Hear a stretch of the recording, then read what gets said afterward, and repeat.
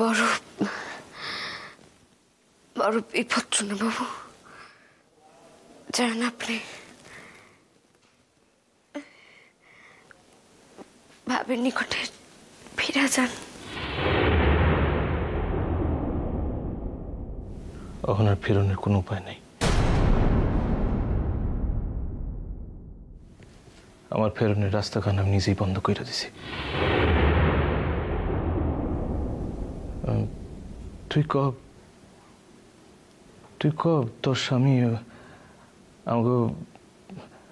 আমাকে বকু ভাই কি মৌখালী থানা দখল অভিযানে ছিল? না জানলে, ঘটনা খান জানলে আমি নিজে তারে আননের ব্যবস্থা করব। আপনি আপনি জানলেন কি কইরা? মৌখালী থানা দখলের কথা আমি আমি আমি জানি কিরণ আমার জানতে হইছে। তুই ভাবস না কিরণ, বকু ভাই লিগা চিন্তা করিস না। আমি তোর কথা দিতেছি কিরণ, আমি যেমন কইরা পারি তরে আমি ঠিক সারায় তুলুম। আমি কাল ভোরে সেভাবেই হোক না কেন তোর চিকিৎসা আমি ঠিক করামো কিরণ।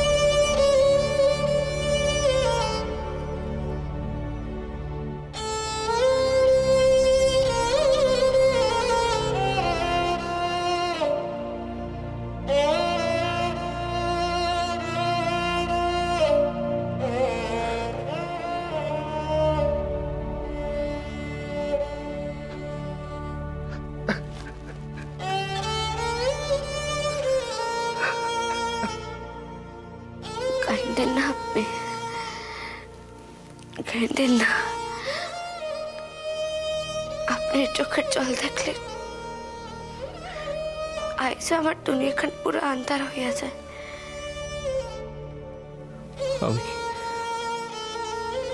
আমি কি আমার কিরণ মানের লগে কথা কইতেছি নাকি নেত্রী সুলেখা দাসের লগে কথা কইতেছি?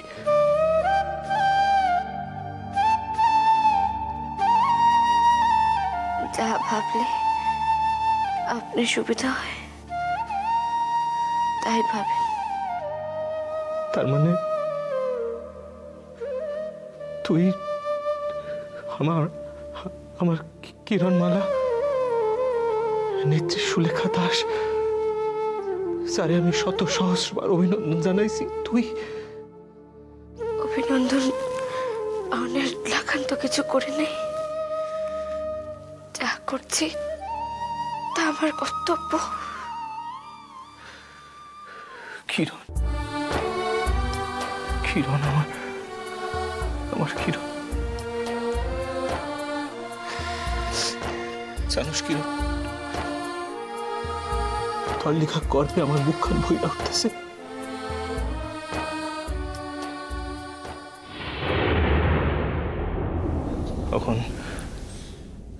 এখন দেশের যা অবস্থা,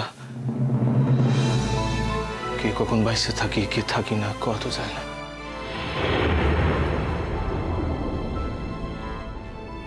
তাই যে কথা অন্য সময় কিছুতেই কইতে পারতাম না, সেই কথা এখন কওয়া বড়ই সহজ রে কিরণ। কি কথা? তুই আইস পরস্ত্রী, তাও তাও তোর লিগা অন্তরে অন্তরে আমি যে কি গর্ব অনুভব করতেছি। আর তুইও হয়তো কিছু সম্মান রাখছস রফিকুল ইসলামের লিগা। আর 5 জনের রফিকুল ইসলাম তোর সোনা বাবু।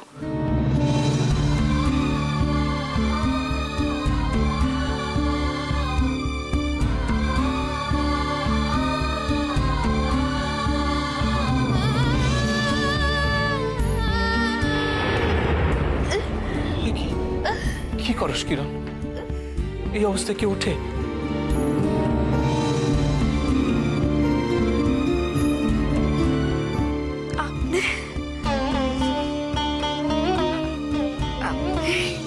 রফিকুল ইসলাম আমার সোনা বাবু,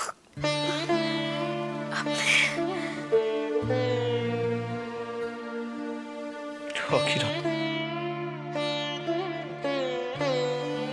আইস সুধাই সোনা বাবুর লগে তার কিরণ মালা দেখা হয় নাই রে। আইস রফিকুল ইসলামের লগে সুলেখা দাসের দেখা হইছে। দুই নয়ানে আড়ি হইলে কেমনে প্রাণ বাঁচে রে, দুই না প্রাণী দুই না কথা কান্না উজান পাড়ি রে, কেয়া পাতার নৌকো ভাসে স্বপ্নেরই দেশ পাড়ি রে। ঈশ্বর ঈশ্বর আমার ক্ষমা কইর।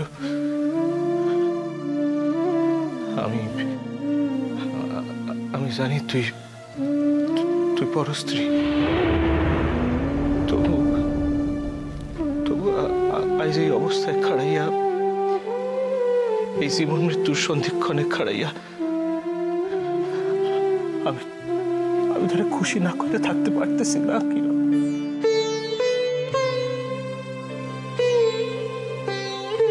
বারবার পরস্ত্রী কেন কইতেছেন সোনা বাবু? একজন নারীর কখনো 2 বার বিয়ে হইতে পারে? মন্দিরে খাড়িয়া সিঁদুর পরানের পরও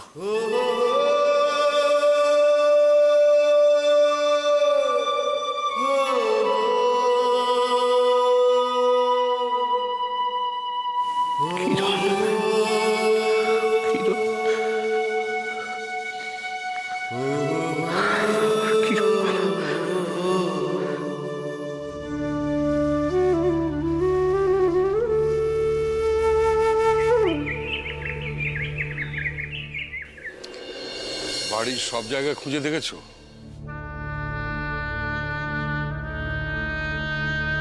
বাড়ি ঘর সব জায়গায় না খুঁজে কি তোমাকে বলছি নাকি? কেন এমন করে বলছো? সকাল থেকে তো বাড়ির সবাই তন্ন তন্ন করে খুঁজলো। যাবে কোথায় মানুষটা? আনন্দ কই সে জানে? ঠাকুরপো বেরিয়ে গেছেন, বাড়িতে নেই। ময়না বোধহয় দেখেছে ঠাকুরপোকে বেরিয়ে যেতে, একাই গেছে জানো। তাহলে কদমের বাসায় যায়নি তো? কিরণ থাকাকালীন তবু 2-1 যেত ওখানে, কিন্তু আজকাল তো প্রায় যাই না। খোঁজ নিতে তো দোষ নেই। ও মা, সে কি কথা? ওখানে খোঁজ করতে গেলে তো আপনার মুখটাই পুড়বে ঠাকুর জামাই। সেখানে গিয়ে কি কোনো লাভ আছে?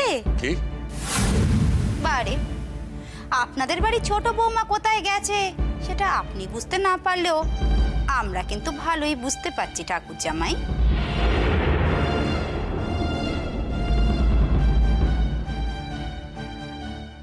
কি হলো? চুপ করে আছেন কেন?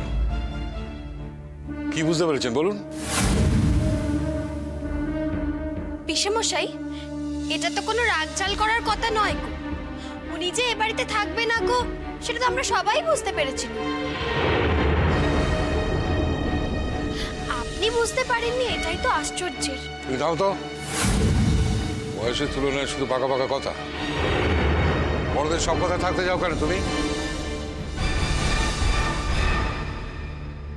ঠাকুর জামাই, আপনি ওকে বকছেন কেন?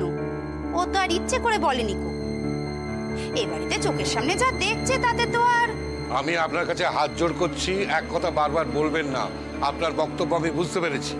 এক কথা বারবার বললে কিচ্ছু এগোবে না। শোনো, শুধু শুধু অন্যদের উপর রাগ না করে তুমি আমাকে বলে দাও আমি এখন কি করব। কিসের কি করবে? না, এই যে ছোটকে খুঁজে পাওয়া যাচ্ছে না, আমি এখন কি করব? ঠাকুরপো বাড়ি ফিরে এলে ওকে আমি কি বলবো গো? একটা মানুষ তো আর কর্পূরের মতো উবে যেতে পারে না। একটা মানুষকে যা নিগ্রহ করেছো, তাকে যে অপমান করেছো, এরপর সে যদি মনের দুঃখে কিছু করে বসে তাহলে কিন্তু আমি। যত ভাবে চুপ করে থাকবো, কোনো কথা বলবো না কো, তা তো আর হয় না।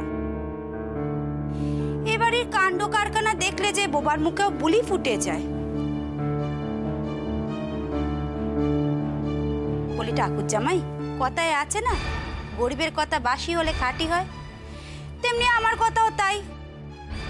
আপনাদের ছোট বৌমা হয়তো সাধ করে তার মনের মানুষের সাথে বাড়ি ছেড়েছে।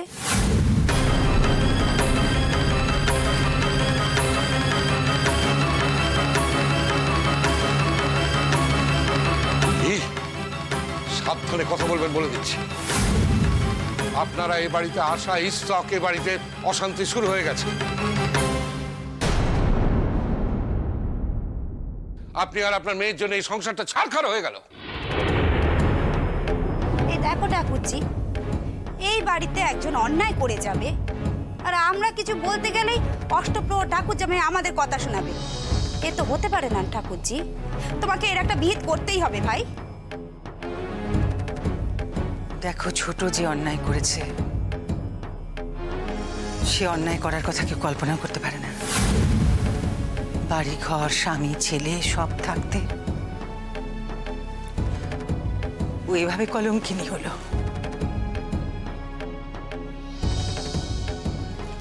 অন্যায় ছোট করলেও তুমি মিছিমিছি কেন অন্যদের উপর রাগ করছো বলো তো? আমি তোমাকে বলছি জয়া, বাড়ির চারদিকটা ভালো করে খোঁজো। তাতেও যদি না পাওয়া যায় তাহলে বৌমার বাপের বাড়িতে খবর দিতে হবে, সেখানে যদি গিয়ে থাকে। হাসালেন পিসেমশাই। আচ্ছা, আমরা সকলে যে কথাখানা বুঝতে পারছি, সেটা আপনি কেন বুঝতে পারছেন না বলুন তো দেখি। পিসেমশাই, উনি ঘর ছেড়েছেন অন্য এক পুরুষের সাথে, একজন মুসলমান পীরের সঙ্গে। উনি ঘর ছেড়েছেন একজন হিন্দু ঘরের বউ হয়ে, একজন ছেলের মা হয়ে। উনি কি করে অধর্মটা করেছেন বলুন তো দেখি।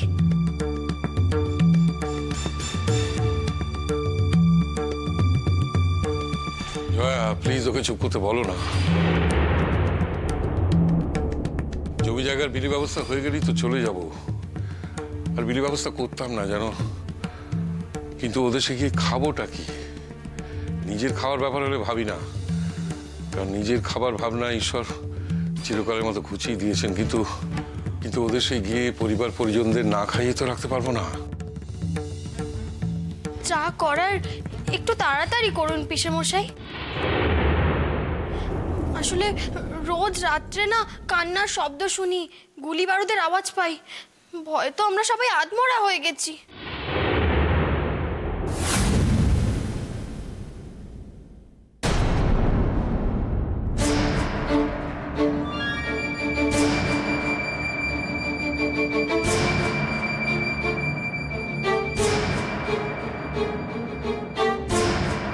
কই গেছিলে?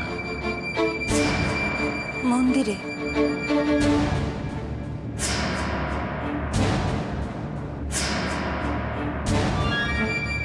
তবে যে তোমরা বললে তোমরা বাড়ির সব জায়গায় খুঁজেছো, কিন্তু কোথাও পাওনি। ও যে মন্দিরে যেতে পারে এমন অসম্ভব ভাবনা ভাববো কি করে বলো? তাই না তাই, এই বাড়িতে যে একটা ভালো মন্দ লক্ষণ অলক্ষণ আছে তা তো তোমাদের এই বাড়ির বউ কিছুই মানছে না। তা কি করে বুঝবো বলো?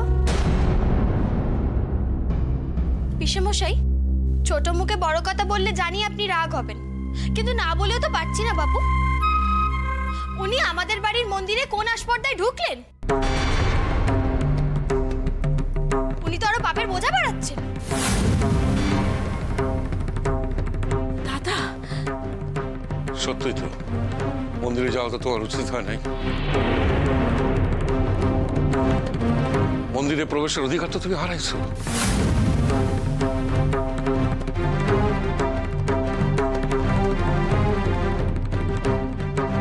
আজ শিব চতুর্দশী দাদা। চিরটা কাল মন্দিরে এই পূজা আমি দিয়ে আসতেছি। চিরকাল আর এখন এক আছে ছোট। চিরদিনই তো তুমি কলঙ্কিনী অপবাদ মাথায় লও নাই বৌমা। দাদা, আজ যখন সেই অপবাদ মাথায় নিশ্চয়ই, তখন আমার পূর্বপুরুষের প্রতিষ্ঠিত মন্দিরের বিগ্রহের সেবা করার অধিকার তো তোমার নাই বৌমা।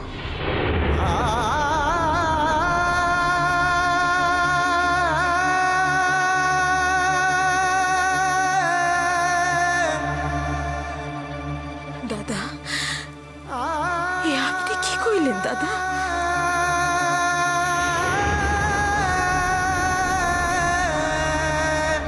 দাদা, দাদা, আপনি এই কথা কইলে আমি পরাণ খান রাখি কি কইরা দাদা? আপনি এই কথা কইেন না। নেকা ভেবেছিল যে এই করে পিসেমশাইকে বশ করবে, কিন্তু পিসেমশাই তো আর বশ হয়নি কো, তাই এই চোখের জলে নাটক। ময়না, তুমি ঘরে যাও, নিজের কাছে যাও তো। যাচ্ছি বাবা, যাচ্ছি। ও মা, চল মা চল, তোর বাক্স প্যাটরা গুছিয়ে নি। কবে আমাদের এখান থেকে হুট করে চলে যেতে হয় কে জানে বাপু।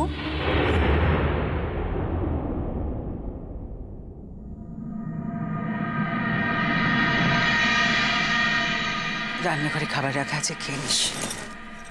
আমার লগে আর এক লগে খাবার খাইবেন না দিদি?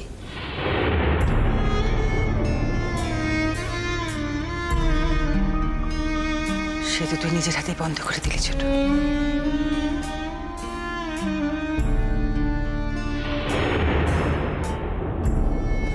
আমারে একেবারে